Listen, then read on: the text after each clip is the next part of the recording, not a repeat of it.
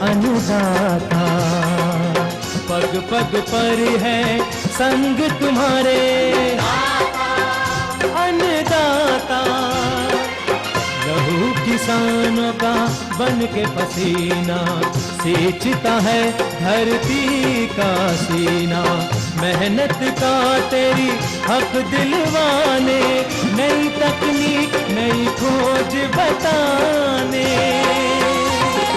पशुधन को गुणवान बनाना, पौध सुरक्षा को सिखलाना, खेती के सब गुर समझाने, भारत का सरताज बनाने।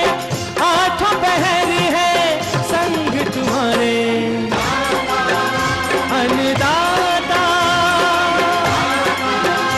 अन्नदाता। नमस्कार, मैं हूं नीलू। आप सभी दर्शकों का अन्नदाता कार्यक्रम में स्वागत करती हूं। हर रोज की तरह कार्यक्रम में लेकर आए हूं खेतीबाड़ी से जुड़ी हुई बहुत सी लाभकारी जानकारियां। तो चलिए सबसे पहले देखते हैं क्या है विशेष आज के कार्यक्रम में। जिमीकंद की अधिक पैदावार देने वाली किस्में और बुआई की उन्नत तकनीक। जैविक तरीके से ऑयस्टर मशरूम की खेती करके ले सकते हैं अधिक आय। अधिक लाभ प्राप्त करने के लिए गर्मी के मौसम में कैसे करें मुर्गियों की देखरेख।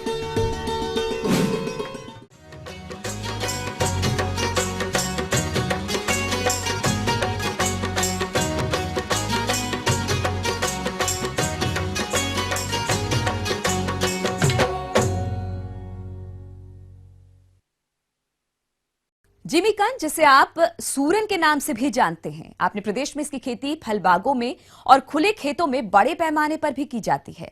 और जो किसान भाई जिमीकंद की खेती करना चाहते हैं वो अभी इसकी बुआई कर सकते हैं। लेकिन इससे अधिक पैदावार लेने के लिए कौन सी किस्म का चुनाव करें तथा इसकी बुआई कैसे करें, इस बारे में सुझाव दे रहे हैं ग्राम मोपका, जिला बिलासपुर के प्रगतिशील किसान भरत खेत्रपाल। जैसा कि इस वक्त आप देख सकते हैं हमारे यहाँ जिमीकंद की बोनी का कार्य चल रहा है, जो कि गजेंद्र किस्म का जिमीकंद है।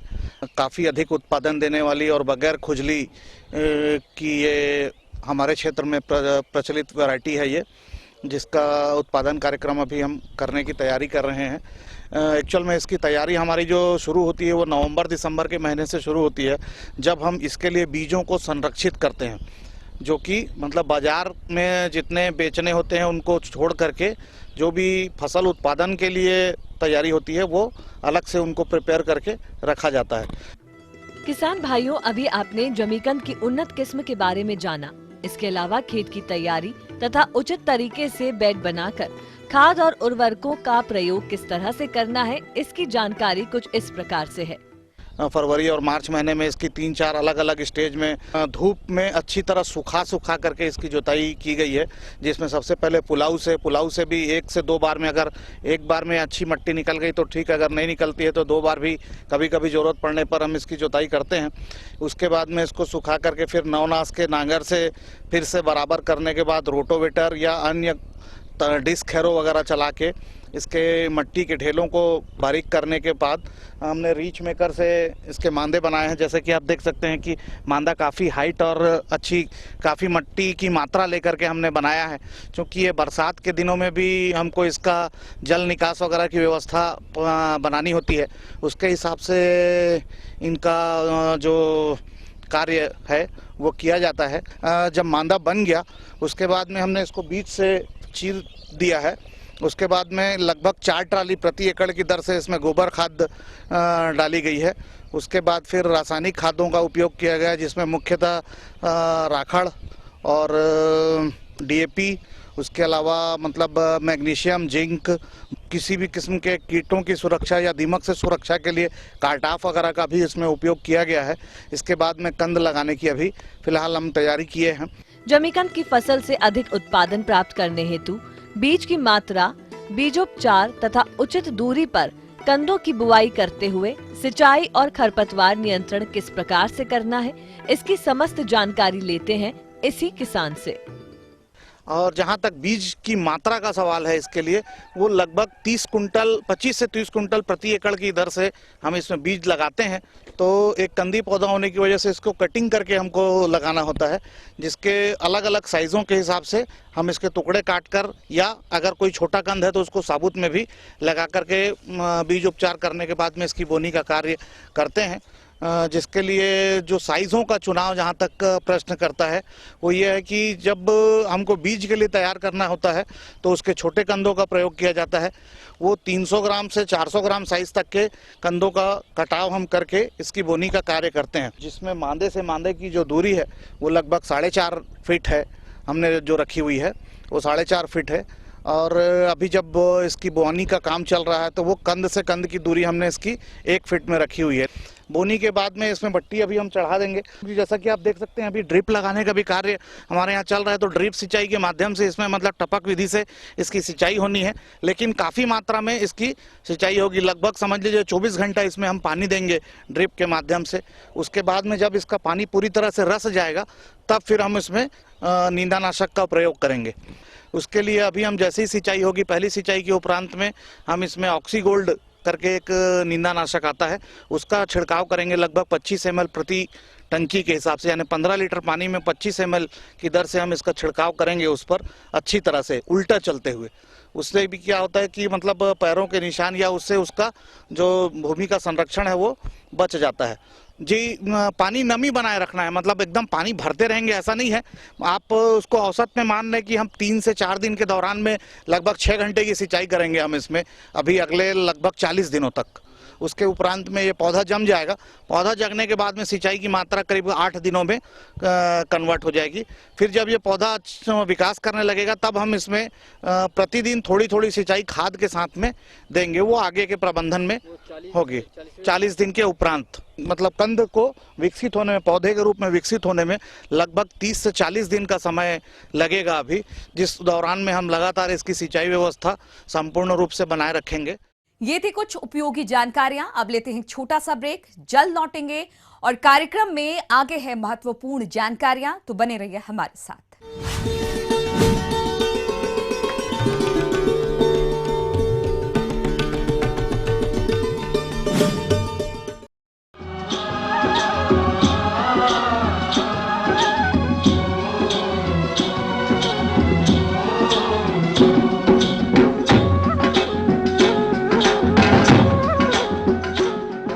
ब्रेक के बाद एक बार फिर से आप सभी दर्शकों का अन्नदाता कार्यक्रम में स्वागत है।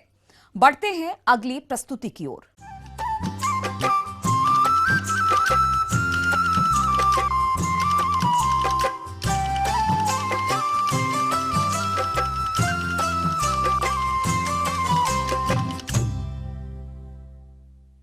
दिन प्रतिदिन खेती योग्य भूमि का रकबा कम होता जा रहा है और ऐसे में किसानों को कम भूमि से अधिक आय कमाने के लिए कुछ अलग से हटकर करने की जरूरत है। तो किसान भाइयों, आपके लिए मशरूम का उत्पादन कम लागत में अधिक आमदनी देने वाला व्यवसाय है और ये ऑयस्टर मशरूम उत्पादन के लिए उचित समय भी चल रहा है। अगर आप भी इस लाभ को देखते हुए ऑयस्टर मशरूम की खेती करना चाहते हैं तो किस प्रकार से करें ऑयस्टर मशरूम का उत्पादन, इस विषय पर तकनीकी जानकारी दे रहे हैं एक कृषि वैज्ञानिक doctor DP Singh. Oyster mushroom को किसान भाई वर्ष पर इसका उत्पादन ले सकते हैं, इसलिए ये ज़्यादा बेनिफिशियल है। इसकी जो प्रजाति है वो शीतोष्ण और उपोष्ण जो प्रजाति है, इसलिए ये वर्ष भर प्रोडक्शन देती रहती है। विश्व भर के अंदर जो ऑयस्टर मशरूम है या ढींगरी मशरूम जिसको बोलते हैं, इसका बटन के बाद में तीसरा स्थान आता है। और ऑयस्टर मशरूम के उगाने के लिए इसके अनुकूल परिस्थितियों में कुछ फ़ायदे हैं, जैसे कि ये विभिन्न कृषि अवशेषों पर उगाया जा सकता है इसको। इसके लिए जो टेम्परेचर है वो 15 डिग्री से 35 डिग्री सेल्सियस टेम्परेचर हो, उस पर उगाया जा सकता है इसको। इसमें जो बीमारियां और फफूंद जो लगते हैं उसके नुकसान की संभावना बहुत कम होती है और इसकी वृद्धि बहुत तेज़ होती है। उत्पादन विधि बहुत आसान है, इसलिए किसान भाई इसको आसानी से उगा सकते हैं। इसकी साथ ही साथ इसकी जो उत्पादन लागत है वो बहुत कम है और ग्रामीण क्षेत्रों में इसमें ज़्यादा टेक्निकल पॉइंट ऑफ व्यू से नहीं होने से ग्रामीण क्षेत्रों में किसान भाई इसको आराम से आसानी से उगा सकते हैं और इसको जो बेरोजगार क्षेत्र हैं वहाँ पे एक रोजगार का साधन बन सकती है। इसके अलावा किसान भाई इसको सुखा करके भी मार्केटिंग कर सकते हैं। गरीब लोग जो अधिकतर कुपोषण के शिकार हैं, जो और भारतवर्ष में वैसे कुपोषण को बहुत हाईलाइट किया जा रहा है, तो इस मशरूम को उगा करके और वर्ष पर्यंत इसका किसान भाई खुद कंजप्शन करके और अपनी जो खुद की ज़रूरत है, पोषण की खुद की ज़रूरत है, उसको भी पूरा कर सकते हैं। इस प्रकार से मशरूम उगा करके किसान भाई फ़ायदा उठा सकते हैं। आजकल किसानों का रुझान जैविक खेती की तरफ बढ़ रहा है, और बड़े भी क्यों नहीं, क्योंकि जैविक उत्पाद का अच्छा बाजार मूल्य मिल जाता है। इसी बात को ध्यान में रखते हुए हम आज आपके लिए जानकारी लाए हैं जैविक तकनीक से ऑयस्टर मशरूम के बारे में। तो किस प्रकार से ऑयस्टर मशरूम का उत्पादन करें, आइए जानते हैं। आज का जो एरा है किसान भाइयों, उसके अंदर जैविक खेती का, ऑर्गेनिक फार्मिंग का बहुत ज़्यादा प्रचलन हो रहा है, और जो हमारे यहाँ के किसान हैं वो अधिकतर जैविक मशरूम उत्पादन के ऊपर जोर दे रहे हैं, और उसका जो है बाज़ार में जो पैसा है वो अच्छा मिलता है। इसके साथ साथ इसकी जो मांग है, जो इसकी विदेशों में भी मांग बहुत अच्छी है, तो किसान वहाँ पे भी इसको एक्सपोर्ट कर सकते हैं। जैविक मशरूम उत्पादन के लिए किसान भाई कुछ नहीं करना है, इसका बहुत आसान तरीका है। जो अपने गेहूं का भूसा होता है उसको गर्म पानी के अंदर उसको अच्छी तरह से गर्म कर लेते हैं लगभग आधे घंटे के लिए, और फिर उसको निकाल करके और उसको ठंडा करते हैं और उसको छान लेते हैं जार की सहायता से। उसके बाद किसान भाई 4 किलो जो भूसा है, 4 किलो भूसे को लेकर के उसमें 100 ग्राम जो ऑयस्टर मशरूम है उसका बीज मिला देते हैं, और मिला करके उसको पॉलीथीन शीट के अंदर पैक कर लेते हैं। पॉलीथीन में पैक करने के बाद इसके चारों तरफ छेद कर दिए जाते हैं, जिससे कि जो एरेशन है वो बना रहे। थैलियां भरने के बाद में इनको किस प्रकार से रखा जाए ताकि ऑयस्टर मशरूम का अधिक उत्पादन लिया जा सके? किसान भाई इसको रखने का जो तरीका है वो अलग अलग तरीका अपना सकते हैं। जैसे कोई किसान भाई इसको ज़मीन के ऊपर सीधा रखते हैं, कई किसान भाई इसको ट्रेंच के अंदर रख देते हैं, कई इनको थैलियों को रस्सी की सहायता से बांध करके लटका देते हैं, और वो जगह और स्थान की उपलब्धता के आधार पर किसान भाई अपना सकते हैं। लगभग 15 दिन के बाद में इसको पैकिंग करने के लगभग 15 दिन के बाद में उसके अंदर फुटान, जो मशरूम का जो फंगस का फुटान है वो होने लग जाता है। उसके बाद किसान भाई इन जो सीड्स हैं, पॉलीथीन सीड्स हैं, इनको निकाल लेते हैं, और बाकी जो जमा हुआ जो भूसा है उसको छोड़ देते हैं फंगस की ग्रोथ के लिए। और लगभग 25 दिन के बाद में इसके ऊपर ऑयस्टर मशरूम का जो है उत्पादन शुरू हो जाता है, जिसको किसान भाई तोड़ सकते हैं और बाज़ार के अंदर बेच सकते हैं। इसके अलावा इसको सूखा करके इसका पाउडर फॉर्म में भी इसको किसान भाई सेल कर सकते हैं।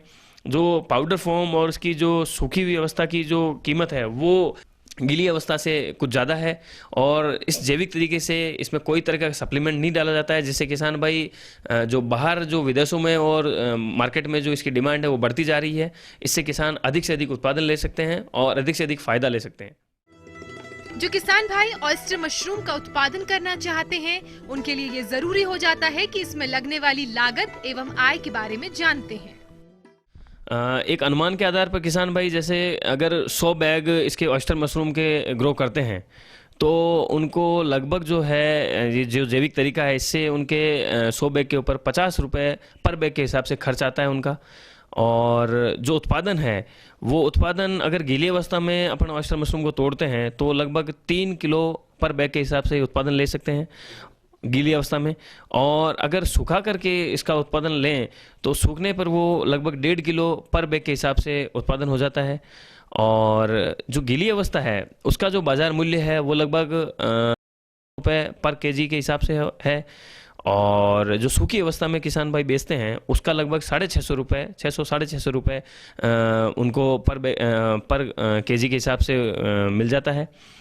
इस तरीके से अगर अपन किसान भाई देखें तो अगर 100 बैग किसान भाई इस ऑयस्टर मशरूम के करते हैं तो लगभग 21-22 दिन बाद में उनका प्रोडक्शन शुरू होता है और लगभग 1.5 महीने 2 महीने के अंदर किसान भाई उस 100 बैग में लगभग 5,000 रुपये का उनका खर्च आता है और 35,000 से 40,000 रुपये वो गीली अवस्था में अगर मशरूम बेचते हैं तो उनको अर्निंग हो जाती है। और अगर सूखा करके अपन बेचें तो उनको लगभग 50,000 रुपये करीब उनकी अर्निंग हो जाती है। इस तरीके से किसान भाई जो इंडिया में जो कम जोत और छोटे किसान हैं जिनकी इकोनॉमिक कंडीशन ठीक नहीं है, वो इस तरीके से ये मशरूम उत्पादन करके और अपना पोषण का जो स्तर है उसको बढ़ा सकते हैं और अपने परिवार और बच्चों के जो पोषण और उसकी कमी है उसको सुधार सकते हैं। इसके अलावा जो अर्निंग है, क्योंकि इसके अंदर ज़्यादा जगह की उपलब्धता की ज़रूरत नहीं है, तो कम जगह के अंदर किसान भाई इस तरीके से ये मशरूम उत्पादन लेकर के और अधिक से अधिक फ़ायदा उठा सकते हैं। आगे और भी हैं कुछ रोचक जानकारियां, पर यहां पर रुकेंगे, एक और ब्रेक के लिए रुकेंगे और जल्द हाजिर होते हैं।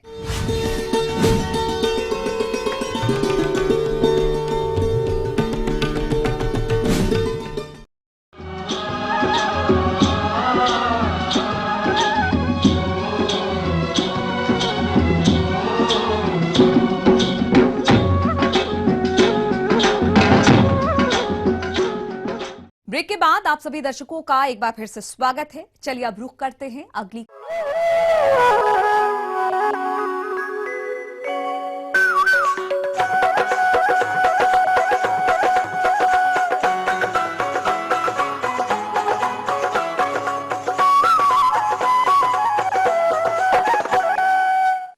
किसान भाइयों, प्रदेश में इन दिनों मौसम में बदलाव हो रहा है और ऐसी स्थिति में हमारे जो किसान मुर्गी पालन व्यवसाय से जुड़े हैं उनके सामने विभिन्न समस्याएं आती हैं, जिनमें मुर्गियों का खान पान कम करना, रोगों की चपेट में आ जाना आमतौर पर देखा जाता है। लेकिन किसान भाइयों, क्या आप जानते हैं कि इन समस्याओं को आसानी से रोका जा सकता है?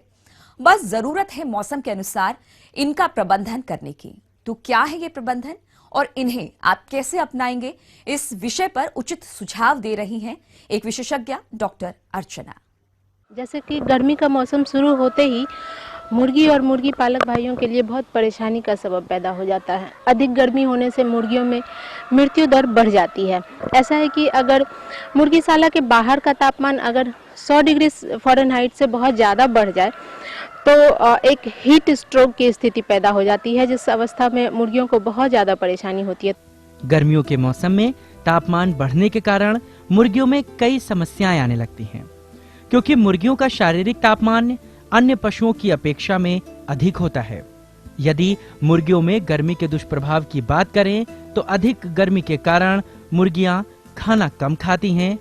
मीट के लिए पाले जाने वाली मुर्गियों की वृद्धि दर में कमी आती है। अंडों का कम उत्पादन होता है। प्रजनन क्षमता भी कम हो जाती है। मादा मुर्गियों में बांझपन की समस्या आने लगती है। कमजोर चूजों का पैदा होना, मृत्यु दर का बढ़ जाना, लू लगना, आंतरिक प्रतिरोधक क्षमता कम हो जाना, जिससे अन्य बीमारियों का खतरा बढ़ जाना आदि समस्याएं देखी जाती हैं। इसीलिए मुर्गियों की देखरेख कैसे करना है, आइए जानते हैं। तो सबसे पहले हम देखते हैं कि उनकी आवास व्यवस्था। आवास में जो है प्रति मुर्गी 3 वर्ग मीटर जगह का होना बहुत आवश्यक है। 3 वर्ग मीटर प्रति मुर्गी अगर जगह मिले तो वो पर्याप्त रहता है। रोशनी की व्यवस्था है जहाँ तक, तो सुबह के टाइम में जो है वो थोड़ा उनको रोशनी देना चाहिए, जिस वक्त मौसम थोड़ा ठंडा रहता है। बाद में अगर नमी बढ़ जाती है तो उनका टाट का और जो छत की अगर खिड़की के पर्दे हैं वो सब हटा के पंखा चला देना चाहिए, जिससे कि हवा और रोशनी का आवागमन जो है वो अच्छे से हो जाना चाहिए। बिछावन की भी व्यवस्था इस मौसम में अच्छी होनी चाहिए। बिछावन बहुत पुराना नहीं होना चाहिए। बहुत पुराना बिछावन होने से फिर बीमारी की आशंका बढ़ जाती है। और बिछावन जो है वो बहुत ज़्यादा मोटा भी नहीं होना चाहिए। बिछावन के लिए मूंगफली के छिलके तथा लकड़ी के बुरादे का इस्तेमाल जो है वो हम कर सकते हैं। और लीटर को हमेशा पलटते रहना चाहिए। लीटर को पलटते रहने से क्या होता है कि वो सूखा और फ्रेश बना रहता है, इससे बीमारी की आशंका खत्म हो जाती है। गर्मी के प्रकोप से मांस एवं अंडे वाली मुर्गियों को बचाने के लिए हमारे मुर्गी पालक भाई कौन कौन से सस्ते और सरल तरीके अपनाएं, जिससे उनको मुर्गी पालन से अधिक लाभ हो सके। तो इसकी जानकारी कुछ इस प्रकार है। और जहाँ तक पानी की बात है तो गर्मी का मौसम है तो पानी की खपत ज़्यादा होती है, इसलिए हमेशा जो है मुर्गी को साफ स्वच्छ ठंडा जल जो है उपलब्ध कराते रहना चाहिए। पानी का क्लोरीनेशन जरूरी है। क्लोरीनेशन के लिए जो है प्लास्टिक का, मिट्टी का या एल्युमिनियम के बर्तन का इस्तेमाल कर सकते हैं। दोपहर के समय में पानी में जो है ग्लूकोज या विटामिन मिला सकते हैं। लू से बचने के लिए इलेक्ट्रोलाइट भी मिलाना चाहिए। गर्मी के दिनों में मुर्गियां खाना कम कर देती हैं। इस वजह से क्या होता है कि उनके शरीर में पोषक तत्वों की कमी हो जाती है। तो इन पोषक तत्वों की आपूर्ति के लिए उनके भोजन में पर्याप्त मात्रा में प्रोटीन, विटामिन, मिनरल्स ये सब उनको देना चाहिए। गर्मी के समय में अंडे का छिलका जो है वो पतला हो जाता है, तो उससे राहत के लिए मुर्गी को कैल्शियम उपलब्ध कराना चाहिए। कैल्शियम के लिए ऑस्टोकैल्शियम जो है वो तरल रूप में दे सकते हैं। इसके अलावा मार्बल चिप्स या ऑयस्टर सेल्स जो है, इनसे भी कैल्शियम की आपूर्ति की जा सकती है। गर्मी के मौसम में उनको गीला आहार भी दे सकते हैं। गीला आहार के लिए बरसीन थोड़ी मात्रा में दे सकते हैं। और इस मौसम में मूंगफली का खल्ली और मछली का चूरा, ये सब चीज़ जो है थोड़ा बढ़ा के दे सकते हैं। गर्मी के समय मुर्गियों में कई बीमारियां भी आ जाती हैं, जिनकी उचित रोकथाम और इलाज की जानकारी हमारे मुर्गी पालक किसानों को नहीं होती तथा उनकी मुर्गियां बड़ी तेजी से मरने लगती हैं। तो आप इन बीमारी से अपनी मुर्गियों को किस तरह बचाएं, आइए जानते हैं। गर्मी के मौसम में इनके स्वास्थ्य का भी विशेष देखभाल करना पड़ता है। बाह्य परजीवी, अंतः परजीवी, ये सब का प्रकोप बढ़ जाता है। तो अंतः परजीवी के लिए क्या है कि डिवर्मिंग करना चाहिए। डिवर्मिंग की दवा आती है वो पिलाते रहना चाहिए। और बाह्य परजीवी के लिए राख में गैमेक्सिन या लिंडेन ये मिलाकर और उसके पंखे पर उल्टी दिशा में लगाना चाहिए। तो इन सब चीज़ों से बाह्य परजीवी की जो है वो सुरक्षा हो जाती है बाह्य परजीवी से।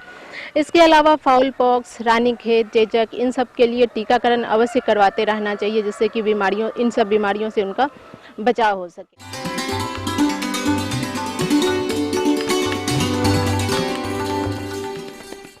अन्नदाता हेल्पलाइन निशुल्क फोन संपर्क सेवा के माध्यम से आपके द्वारा पूछे गए कृषि से जुड़े प्रश्नों में से एक या दो महत्वपूर्ण प्रश्न को हम अपने कार्यक्रम में शामिल करते हैं और इसी के तहत आज का चयनित प्रश्न और उसका जवाब इस प्रकार है। अन्नदाता निशुल्क फोन संपर्क सेवा के माध्यम से पूछे गए प्रश्नों में से आज हमने जिस प्रश्न को कार्यक्रम में शामिल किया है उसे पूछा है ग्राम तिलवारा, जिला जबलपुर के कृषक अंकुर जाटव ने। यह गर्मी के मौसम में बकरियों की देखरेख प्रबंधन के बारे में जानकारी चाहते हैं। तो अंकुर जाटव जी, आपकी जानकारी हेतु प्रस्तुत है कार्यक्रम का यह अंश।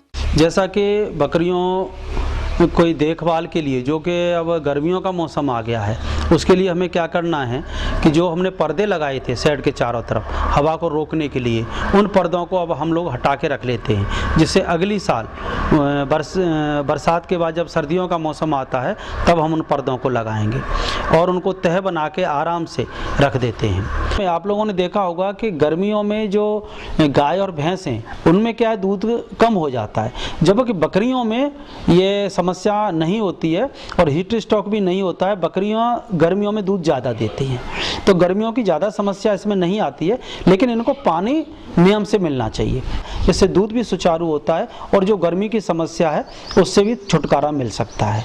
जो टीन शेड है उसमें हम लोग जो प्लेन रखते हैं, टीन शेड के ये पर्दे हैं, चारों तरफ से पर्दे हटा दिए और ज़मीन से ये 3 फीट ऊंचा जो हम लोगों ने शेड है इसको रखना है, जिससे हवा आती है। बकरी की हाइट 3 फीट से ऊपर नहीं होती है, तो जो हवा आएगी उसको गर्मियों में हवा लगेगी नहीं, वो ऊपर होकर क्रॉस वेंटिलेशन होता है, हवा पास हो जाती है और बकरियां अपने आराम से बैठी रह सकती हैं। दूसरी बात यह है कि जो बकरियां हैं आजकल गर्मियों के मौसम में पानी की ज़्यादा ज़रूरत पड़ती है, तो पानी के लिए उनके खेरे है उसको नियम से 7 दिन बाद उसकी चूना से पुताई करनी ज़रूरी होती है।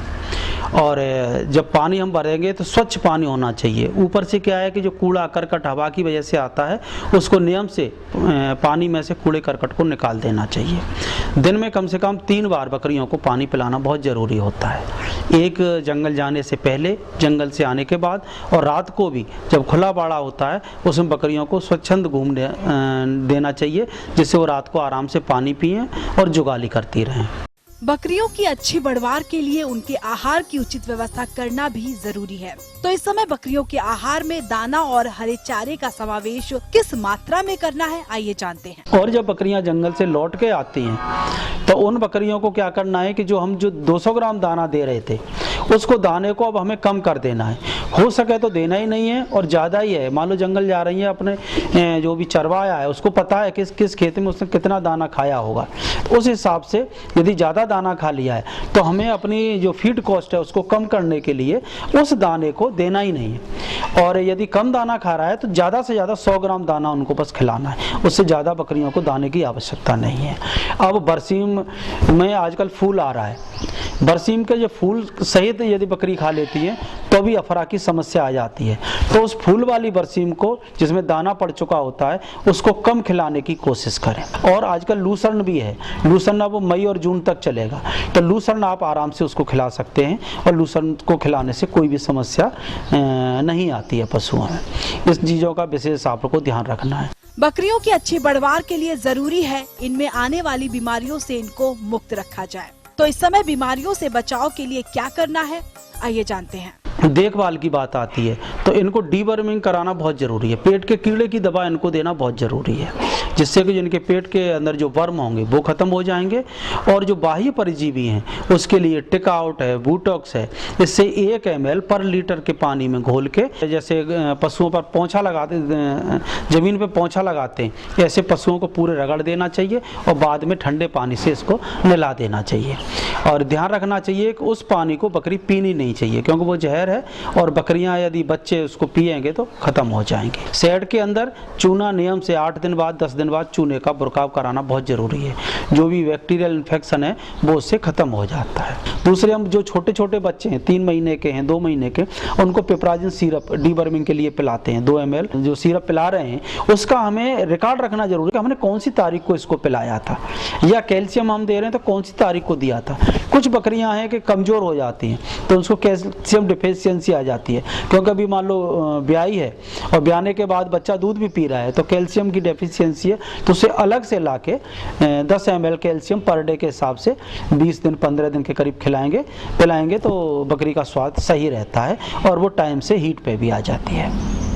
और विशेष बात यह है कि जब बकरियां जंगल जा रही हैं और हमारे खेत कट गए, चना है, गेहूँ है, मेथी है, तो बकरियां क्या है, जो दाना है उनको बहुत ज़्यादा खा के आती हैं। तो इस चीज़ का विशेष ध्यान रखें कि बकरी का पेट नहीं फूलना चाहिए। यदि बकरी का पेट फूल रहा है, अफरा हो गया है, उसको तुरंत ही ब्लोटोसिल है वो आपको 10 ml देना है। और जो तारपीन का तेल है, टर्पेंटाइन ऑयल, जो दरवाज़ों पर हम पेंट करते हैं वो टर्पेंटाइन ऑयल नहीं देना है, जबकि अलग से मेडिसिन दुकान पर जो मिलता है उसको आप 10 ml 2-3 बार में 2-2 घंटे बाद दे दें। और जो पशु चिकित्सक है उसको तुरंत उसको दिखाएं, क्योंकि अफरा बीमारी एक ऐसी बीमारी है कि पशु की तुरंत ही मृत्यु होती है। ईटी की वैक्सीन अभी भी लग रही है, तो ईटी की वैक्सीन उसको लगवाना बहुत ज़रूरी है, और जिसमें क्या है कि उसको 14 से 21 दिन के बीच में एक बूस्टर टीका और लगता है दोबारा, वो भी लगवाना ज़रूरी होता है, जिससे पेट फूलने की समस्या से छुटकारा पाया जा सकता है। ये बात हुई बकरियों की देखभाल के बारे में। अब आइए बात करते हैं बकरियों को कब गर्भित कराया जाए जिससे बकरियों के बच्चों की मृत्यु दर कम हो। और मैटिंग वाली बात आती है, जैसे अब अप्रैल और मई, यदि हम अप्रैल और मई में इनकी मैटिंग कराते हैं तो बकरियों का क्या है, जो ब्याने का समय है वो करीब अक्टूबर के करीब आएगा। उस समय न सर्दी होती है और न गर्मी होती है, तो जो किड मोर्टिलिटी है, बच्चों की मृत्यु दर है, उस पर अंकुश लगाया जा सकता है। और दूसरी जो मैटिंग होती है वो हमें करानी है दिसंबर के महीने में। उससे क्या होगा कि दिसंबर में जो मैटिंग होगी वो हमारी मई में बकरी ब्याह जाएगी। तो इस तरह का हम लोगों को एक जो अपना जो रिकॉर्ड है वो हमें साइकिल के लिए रिकॉर्ड इसका मेंटेन करना बहुत ज़रूरी है। जैसे किसान भाइयों, जो बातें मैंने बताई, इन छोटी छोटी चीज़ों का आप लोग ध्यान रखेंगे तो आप ये बकरी पालन से ज़्यादा लाभ उठा सकते हैं। अब आइए देखते हैं कल दिखाए जाने वाले कार्यक्रम की मुख्य झलकियां। गुलाब की सफल खेती से ले रहे हैं एक किसान अच्छी आय। मौसम पूर्व अनुमान रिपोर्ट के आधार पर किसानों को कृषि सलाह। हम ये उम्मीद करते हैं कि आज का कार्यक्रम आप सभी दर्शकों के लिए उपयोगी रहा होगा। किसान भाइयों, अन्नदाता आपकी सेवा के लिए संकल्परत है। कृषि संबंधित समस्या एवं सुझाव के लिए आप हमें इस पते पर संपर्क कर सकते हैं। प्रोड्यूसर अन्नदाता, ETV Madhya Pradesh Chhattisgarh, Ramoji film city Hyderabad 501512। साथ ही आप हमें ईमेल भी कर सकते हैं। हमारा ईमेल है annadatamp@etv.co.in। इसके अतिरिक्त आप हमें निःशुल्क हेल्पलाइन नंबर 1800-108459 पर भी सोमवार से शनिवार सुबह 10 से शाम 4 बजे तक के बीच संपर्क कर सकते हैं। फिलहाल अन्नदाता की पूरी टीम को दीजिए इजाजत। कल फिर इसी समय आपसे मुलाकात होगी कृषि संबंधित कुछ और महत्वपूर्ण जानकारियों के साथ। तब तक के लिए नमस्कार।